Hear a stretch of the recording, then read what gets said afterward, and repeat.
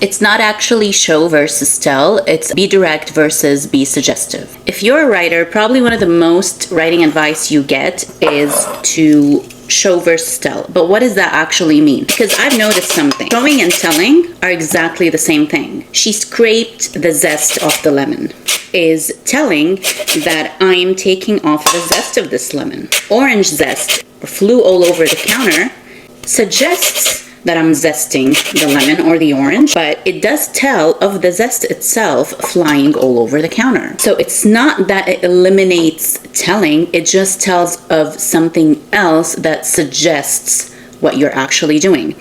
So the goal here is not to bend over backwards trying to do some language gymnastics and be more understood from the perspective of the reader.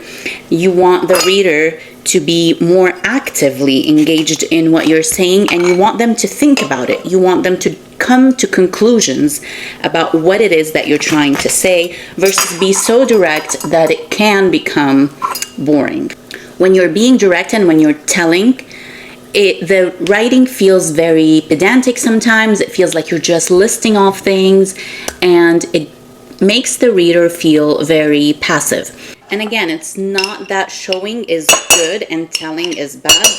One tells of the actions of the character himself versus the other tells the action of something external that's going on, or characters maybe body, an indication of change in mood that reveals itself in the body language or in the tone of the voice. Let's say you're trying to convey emotion, and instead of saying he is angry, you say that he clenched his fists. And that's, a cliche example as any, but it's still showing versus telling in the sense because it is not directly describing the character as angry, but it is telling of certain body cues that suggest what's going on internally.